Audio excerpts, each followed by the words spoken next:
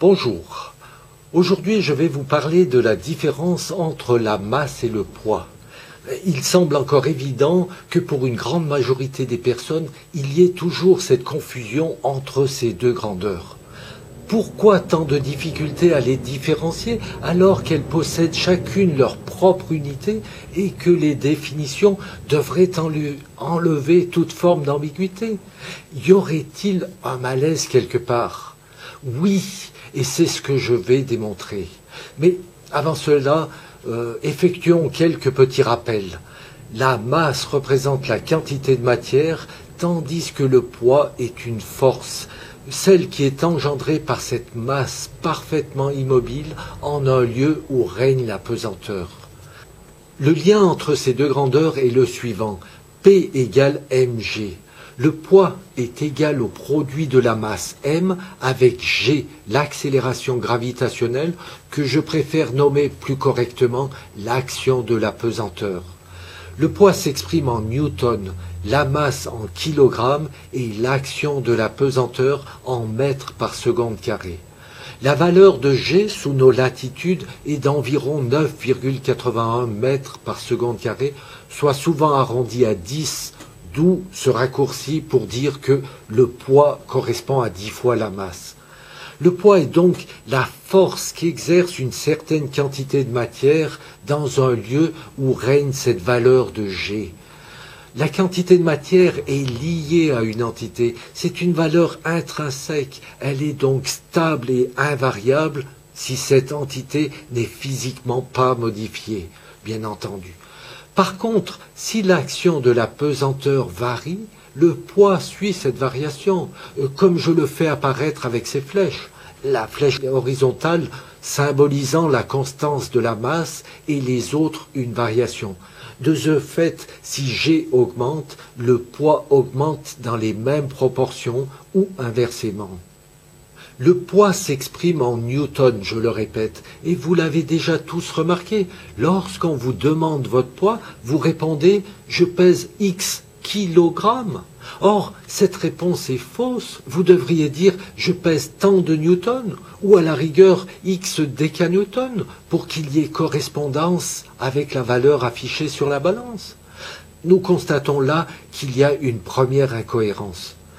Devrions-nous parler de la masse, quelle est votre masse, pour que le kilogramme soit la réponse et ainsi retrouver cette cohérence entre la question et la réponse? Pas exactement, parce que la plupart des instruments de mesure, comme les pèse-personnes ou les balances électroniques des magasins, réagissent à une force. Par conséquent, le poids est réellement la grandeur mesurée. Où est le problème? Faudrait-il graduer les balances en newtons? Non, parce qu'en fonction du lieu, le poids d'une entité peut varier, tandis que nos instruments de mesure affichent une valeur stable, comme c'est le cas avec la masse. Il semble donc évident qu'il y ait un petit couac quelque part. En fait, la confusion entre la masse et le poids repose sur une erreur commise il y a fort longtemps par des scientifiques, ceux qui ont établi le système de mesure. Je l'explique. De tout temps, pour faciliter et quantifier les échanges commerciaux, on utilise deux types de mesures. Pour les fluides, les liquides ou les matières pulvérulentes, comme la farine, ou granuleuses comme le blé, les échanges se mesurent avec des volumes. Par contre, pour les éléments solides ou d'un volume difficilement modifiable, on utilise depuis longtemps déjà des dispositifs de pesage tels que la balance romaine. Mais à cette époque, à chaque région allait son standard. Que ce soit pour le volume comme pour le poids, les références étaient locales. D'où une très grande difficulté pour des échanges équitables entre des régions distantes. Alors, à l'époque de la Révolution française, afin d'unifier le système de mesure, il fut établi une première référence pondérale avec un litre d'eau pure. Ce premier étalon était le grave.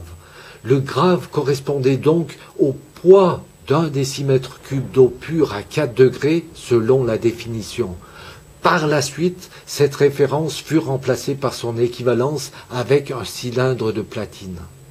Mais le poids varie en fonction de G, l'action de l'apesanteur, laquelle évolue selon l'altitude et selon notre position en latitude autour du globe terrestre. Nous le constatons avec certains instruments de mesure, comme les dynamomètres, que je symbolise de la sorte.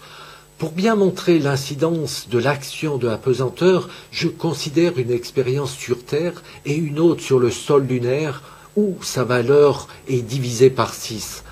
En ces deux endroits, un même dynamomètre équipé de la même charge, donc de la même masse, présente une déformation du ressort en relation directe avec l'action de l'apesanteur, donc en fonction de poids différents. Si un tel dispositif montre cette variation, une balance à fléau affiche toujours le même équilibre, quel que soit le lieu, donc quelle que soit l'action de l'apesanteur, parce que des deux côtés du couteau, les entités perçoivent les mêmes changements. Alors, face à cet équilibre immuable des balances, les scientifiques ont considéré que l'étalon qu'ils cherchaient à définir s'appliquait à la grandeur invariable de la relation, soit à la masse. Et c'est là la grande erreur. Ils cherchaient une unité pour la force et ils ont attribué cette unité à la masse, prétendant qu'une balance à fléau compare des masses. Or, ceci est faux, parce que tous nos instruments de mesure réagissent à une force, à un poids. Une force n'est pas un concept virtuel, abstrait, c'est un vecteur, une grandeur orientée avec un point d'application qui peut, dans certains cas, être considéré à l'endroit d'équilibre, comme par exemple le centre de pesanteur. Une force engendre des contraintes qui se traduisent par une déformation ou alors le déplacement, le mouvement. Les balances à fléau ne comparent pas des masses car elles comparent des forces, et plus exactement des moments de force, sachant, pour rappel, qu'un moment de force correspond au produit de la force avec la distance minimale qui sépare sa ligne directrice d'un point de pivotement. En d'autres termes, c'est le produit de la force avec son bras de levier.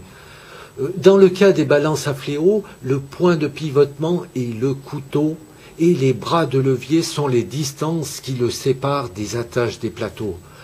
Que les distances soient semblables, comme représentées, ou dissemblables, comme avec les balances romaines, dans tous les cas, c'est un équilibre de moments de force. Preuve qu'une balance compare des poids.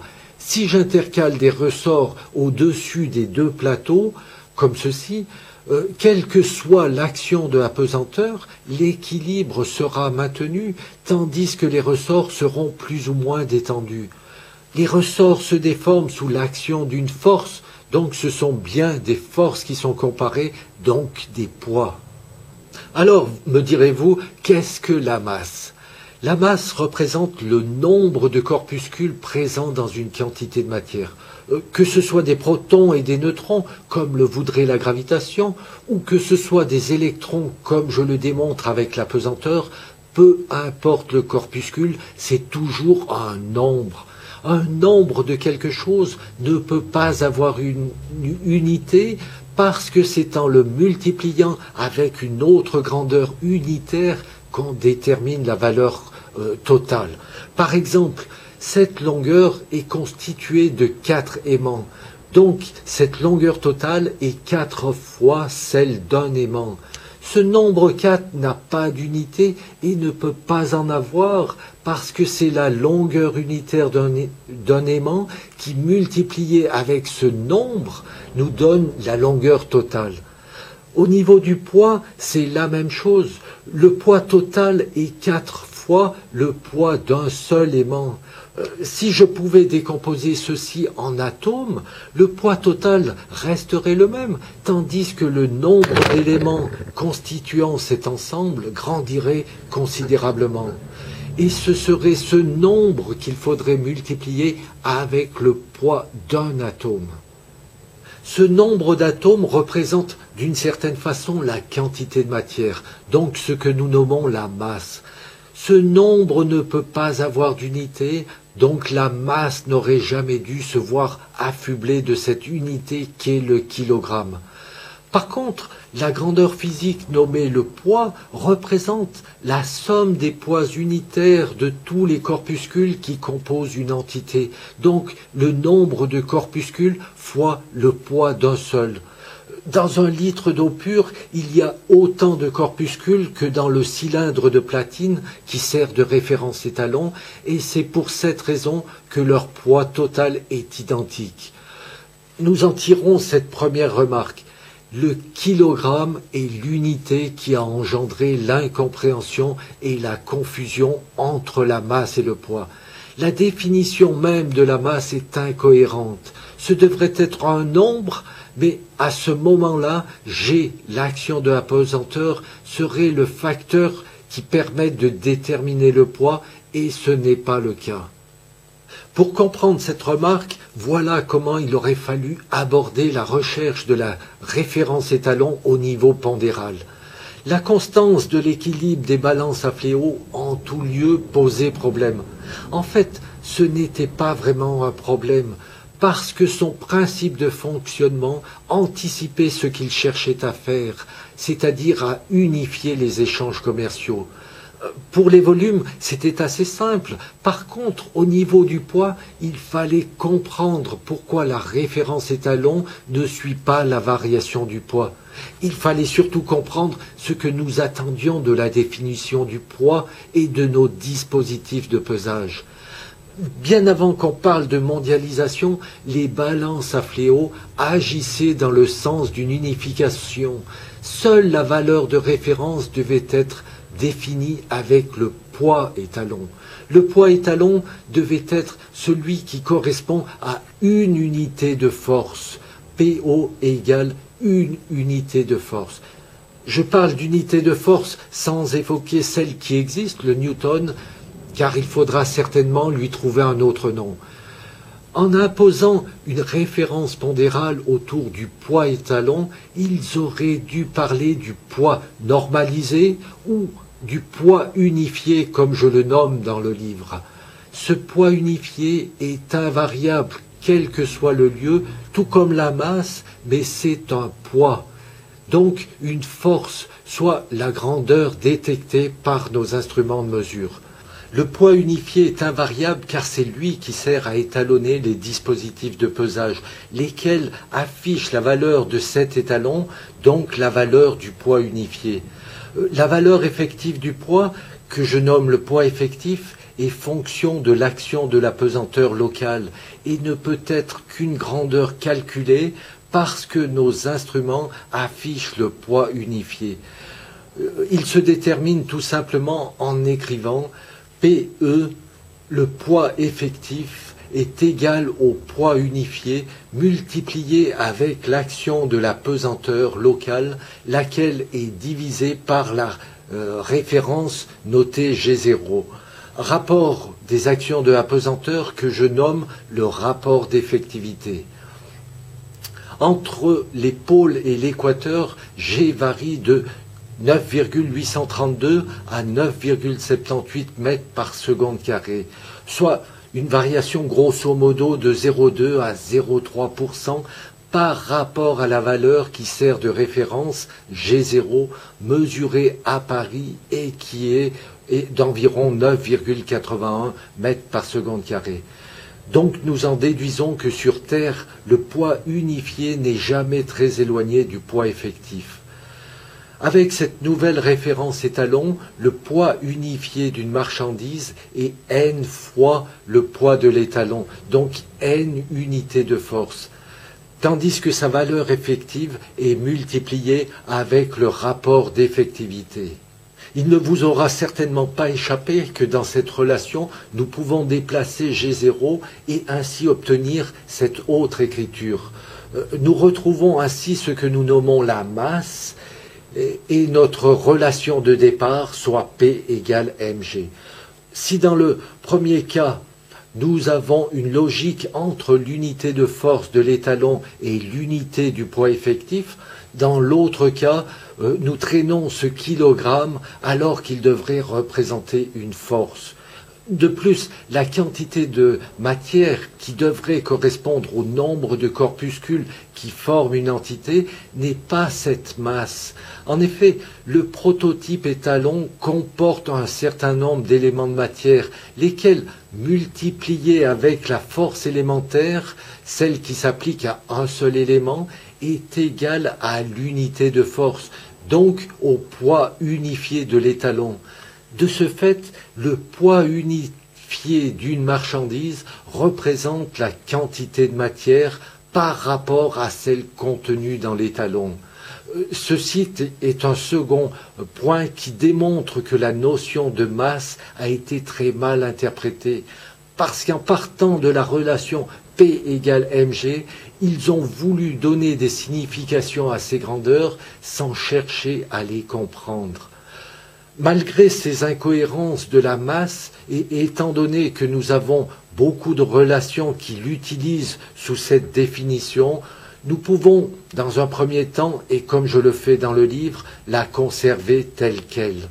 Par contre, le kilogramme disparaissant, elle n'a plus d'unité, et de ce fait, l'unité de force est équivalente à des mètres par seconde carré, ce qui permet d'expliquer plus aisément la confusion faite entre l'action et l'accélération. Par la suite, un retour à une écriture conforme à la logique des explications sera nécessaire et l'unité de force deviendra une grandeur fondamentale, plus nécessairement transposable en mètres par seconde carré. En conclusion, tout le monde fait la confusion entre la masse et le poids. J'ai bien dit tout le monde, scientifique ou non, parce que l'unité de masse, le kilogramme, repose sur une très grave erreur scientifique. La quantité de matière d'une entité est n fois celle contenue dans le prototype étalon et la seule façon de la déterminer est par pesage, en mesurant son poids unifié. Le poids unifié était le terme à faire apparaître pour comprendre la constance de cette valeur, quelle que soit l'action de la pesanteur, et ainsi marquer la différence avec le poids effectif. Il ne fallait surtout pas partir d'une relation pour définir une grandeur, et en l'occurrence la masse, mais toujours de la démarche logique, retrouver et comprendre les relations qui donnent des résultats corrects et vérifiés. C'est comme cela que la science évolue correctement. Et si la masse des protons et des neutrons s'exprime en électronvolts au lieu d'une fraction du kilogramme, c'est que quelque part, nous avons encore une fois privilégié des résultats mathématiques au détriment de la logique, de la compréhension, donc de la possibilité d'expliquer les choses. Et je sais de quoi je parle en disant cela. Vous constatez qu'en réfléchissant, qu'en s'interrogeant sur l'origine de notre connaissance scientifique, il y a des acquis qui montrent leur faiblesse. Le kilogramme est ancré dans nos esprits comme un fondement incontestable. Il est même une unité fondamentale du système des poids et mesures. Et pourtant, il est issu d'une petite erreur d'interprétation. Petite erreur qui a cependant de grandes conséquences. Dans mon livre, j'ai appliqué cette démarche d'émettre un questionnement systématique sur toutes les hypothèses qui sont à la base de nos théories, de m'interroger sur des choses pour lesquelles nous n'osons plus émettre le moindre doute en pensant qu'une foule immense de scientifiques ont déjà dû le faire. Et les surprises sont de taille, parce que toutes nos belles théories reposent sur quelques hypothèses et trop souvent un peu douteuse. J'invite le monde scientifique à effectuer cette même démarche intellectuelle, parce qu'elle est en parfait accord avec ce qu'attend la science pour évoluer correctement. La tâche est grandement simplifiée parce que tout est déjà écrit. Il suffit donc de lire. Sur ce, je vous remercie de votre attention.